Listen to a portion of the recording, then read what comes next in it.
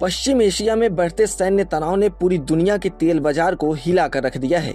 Iran और Israel के बीच जारी युद्ध का असर अब वैश्विक ऊर्जा आपूर्ति पर साफ साफ दिखाई देने लगा है। हालात इतने गंभीर हो गए हैं कि ईरान से तेल की सप्लाई फिलहाल ठप हो गई है। ऐसे में भारत ने अपनी ऊर्जा जरूरतों को पूरा करने के लिए बड़ा फैसला लिया है।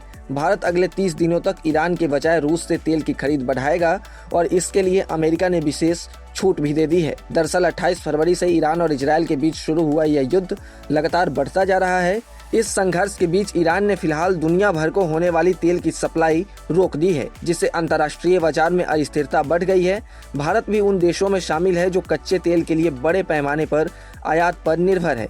हालांकि भारत के पास अभी कुछ हफ्तों का तेल भंडार मौजूद है, लेकिन हालात को देखते हुए सरकार ने पहले ही वैकल्पिक व्यवस्था शुरू कर दी है।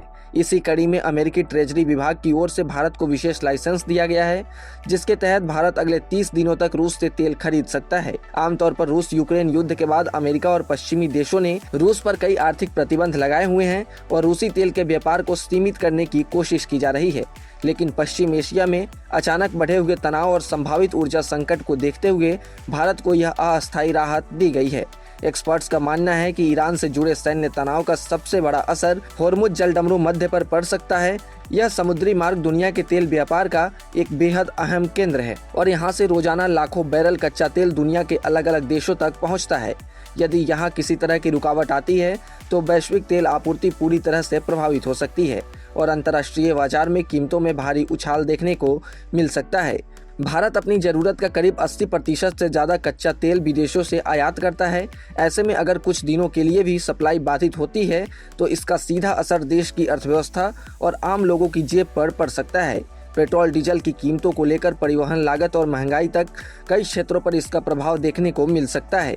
इसी वजह से भारत ने ऊर्जा आपूर्ति को सुरक्षित रखने के लिए रूस से तेल की खरीद एक बार फिर से तेज करने का फैसला किया है।